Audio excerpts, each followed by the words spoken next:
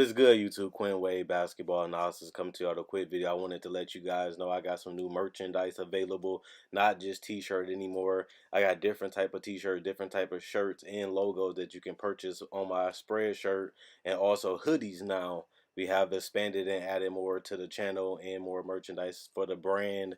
Thanks for supporting. It will be in the description and the links will be in the comment section below. Thanks for helping me and supporting the movement. Quinn Wade Basketball Analysis. I'm going.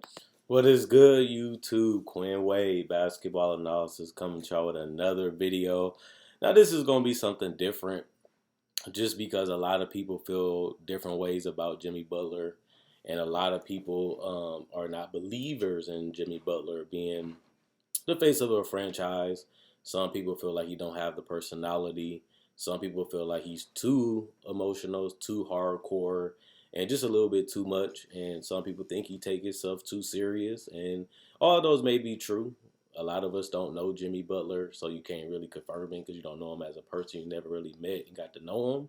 So that's just the way we think about him from a distance because we don't know him up close. But at the same time, you look at Jimmy Butler, and I'm reading what Miami saying. They feel like they got the guy. They feel like they got a guy that can lead them to a title, be a big piece in that, or even be the man and get it done. And I think that that's an important topic, and that's why I wanted to talk about it, just because I have always been a Jimmy Butler believer, especially when he finally took that step of being an all-star in the NBA, averaging over 20 points. I think we done seen different versions of Jimmy Butler, the offensive Jimmy Butler. We seen him posting up and stuff, and now he's more on the perimeter, handling the ball, making plays. He has shown that he can be a closer over the last couple seasons for multiple teams. He's shown that he can be a difference maker. He getting traded to the Timberwolves, helping them to make it to the playoffs for the first time in over 10 years plus. And then on top of that, he was able to get them all the way up to the fourth seed at one point in the Western Conference, where he was an all-star in the Western Conference and an all-NBA player. So it's not like we saying Jimmy Butler is overrated, because with those type of things that he has done in his career, you have to give him credit on that. Even though I didn't think the Wolves was going to win the title with Jimmy Butler, I did see them as a playoff team, and that's something that we haven't seen them as in years until they made that trade, and it ended up helping it, and they ended up doing what they was trying to do. But a lot of people have said Jimmy Butler is not all about winning, because he wanted out of Minnesota when he had Wiggins and Towns, and he went to an even better place on paper wise to Philly, playing with Joel Embiid, who was one of the best players in the league to a lot of people. You had the up and coming Ben Simmons, who has been an all-star even before Jimmy Butler got there. You add Tobias Harris, you add Boban, and you have a decent bench.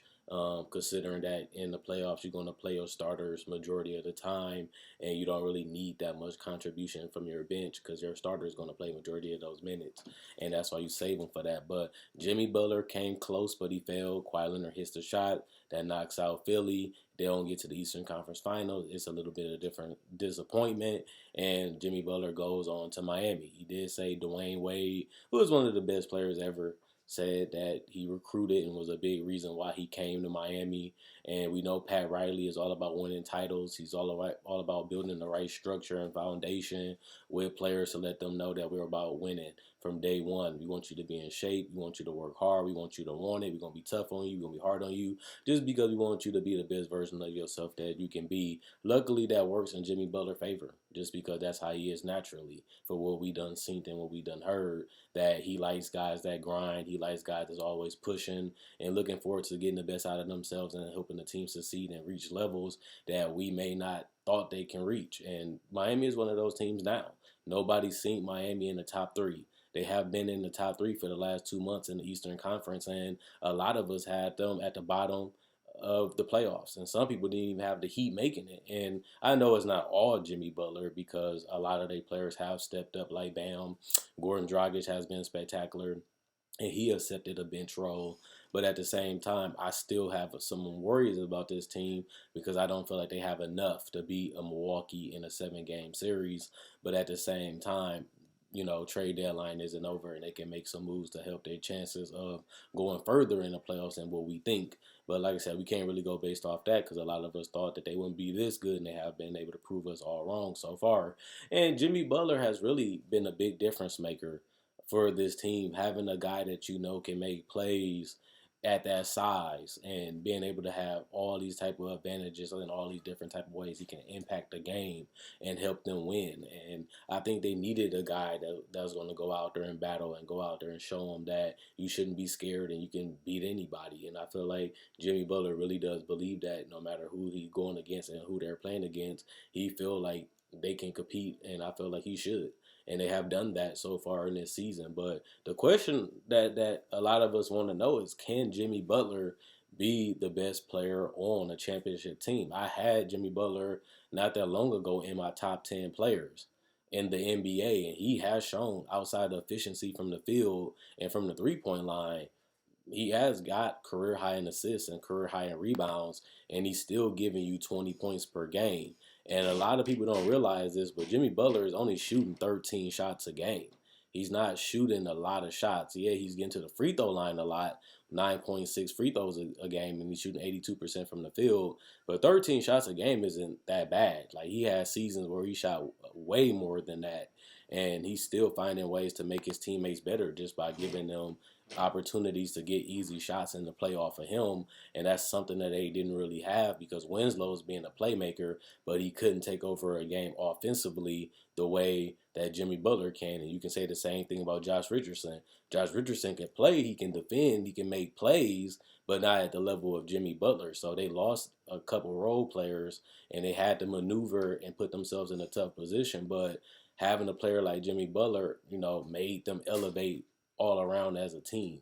And that's very important, especially if that's going to be the guy you give the max to, and that's the guy that you believe can change the culture when it comes to a team on the floor. And I really want to see Jimmy Butler in Miami. I want to see them make one more move just because they have been impressive. They do have a lot of great young players and veterans, and Eric Spoelstra has shown that he can get you to the finals. He can coach up players, and he's doing a fantastic job right now in Miami. And a lot of people are starting to say he's a Hall of Fame coach. A lot of people are starting to respect Spoelstra every year, especially when they lost Dwayne Wade, and the fact that they still was able to fight when they got back Dwayne Wade, and he's showing that he can coach even a team that's not as talented. He can make them as competitive as he can be, and that's an important thing as a coach. He was able to win with the superstars with LeBron, Dwayne Wade, and Chris Bosh, and he was able to make it to the playoffs a couple of times without them. And I think that you need a superstar player to get over that hump and win a title, and he won the title as a coach. But at the same time, I really want to see who they put with this roster and who they willing to give up to go all in. Even if it's not this season,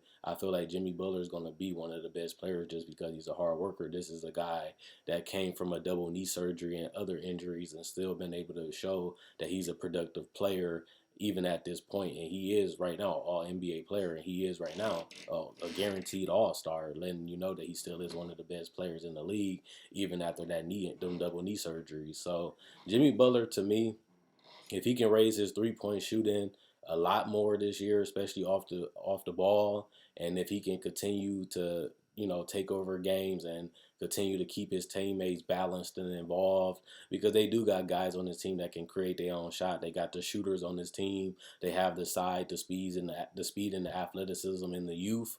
They're not really missing that much. They're just missing that other superstar that can complement Jimmy Butler and some of the other pieces on his roster, because you don't want to get rid of everybody. You have a lot of different type of players on this team, and it just makes them more well-rounded as a unit. And I think that's why Miami been so tough this year, is because they can attack you in so many different ways offensively. They got guys coming off screens. They got guys knocking down shots off the dribble. They got multiple guys that can handle the ball and make plays. And then they have Jimmy Butler as their closer, and they got to set the tone for them, and a guy that defends whoever he can, and he's willing to do it. And that's something that Josh Richardson did, but he just didn't have a complete overall offensive game that Jimmy Butler does. And that's why you ended up going with Jimmy Butler and willing to pay him this amount of money, just because you feel like he's that next level guy. And this is the best season they done had in years. So it shows you that Jimmy Butler has made that much of a difference, but also Miami has made great choices throughout these last 5 years to get back to this point, like taking gambles on none, taking the gamble on Tyler Hero, getting rid of Whiteside and going with Bam. all those decisions led the team to being in this position that they are right now. And it's not just Jimmy Butler, it's the organization, it's Riley, it's Spoelstra, it's the team that's all on the same page. And now they're just trying to continue to put in the work, continuing to grow, and give themselves a chance to win every game. But they still missing that piece for them to go all the way in, because the Bucks look unbeatable and unstoppable right now. But you can say the same thing about them last year and they lost. But I feel like they just need a little bit more of a push, and then you never know what can happen. But we all want to wait and see if Jimmy Butler can be a championship player and be the guy that leads the team to a title. But I still do think that he needs to up his jump shot just a little bit more, especially from the 3-point line in the pull up game.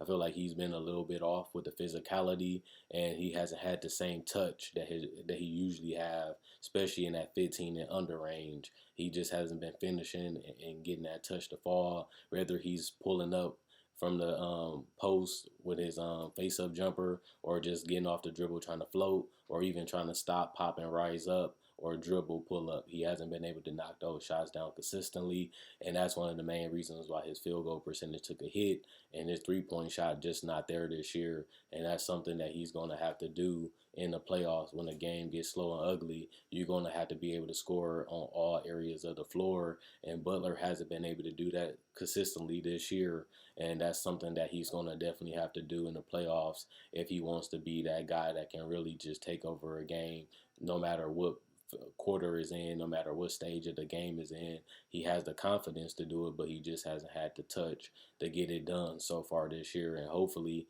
with these next 20 to 30 games, he can figure that out and, be prepared and have that growing before the playoffs start. So I'm not doubting that Jimmy Butler. I feel like if he's a top 10 player and he can play the defense that he plays and be the playmaker and the rebounder and the team player that he has been this year, plus he does have the great role players with different types of versions of players, the inside players, the shooters. He has the talent. It's just that other superstar that can create shots and take some pressure off Jimmy Butler. I think that's the missing piece right now in the Eastern Conference. But to win the title, they have a lot. They just have a little bit less than enough to take that step. But I know a lot of people are going to say, if you can't win with that Philly team, I don't believe you can win with the Heat. But I just feel like these are just two different type of Bills and just two different type of teams. And just because you couldn't win with a team like Philly, Embiid didn't play that well, Ben Simmons didn't play that well, and Tobias Harris just couldn't make a shot from the three-point line. So it's not all Jimmy Butler. To me, the reason why they won 7 games was mainly because of Jimmy Butler, if anything. And, that's just how I feel from watching that series. But at the end of the day, let me know. That's the question of the day. Can you win the title with Jimmy Butler being your best player? I know I'm going to get a lot of random answers, but I really want to feel why you feel like he can and why you feel like he can't. And if you think he can do it in the future, if he gets another teammate to come to Miami on a superstar level and take them over the top and really take over the Eastern Conference. But they have been better than expected. They played the right way. They grind the right way. They fight the right way. And that's what you want, guys that's willing to put it all on the line for the win. And I feel like they have those type of players now. They just don't have the talent level, which is important to really be serious of a championship contender to compete with the Clippers and the Lakers, but also the Bucks. They just not there yet. They almost there, but just a little bit not there. And that can be a big difference between going to the finals and going to the Eastern Conference Finals, because you got to beat the best teams the further you get in the playoffs, and I think they just not there yet, talent-wise. But let me know what you guys think. Quinn Wade, Basketball Analysis, I'm gone.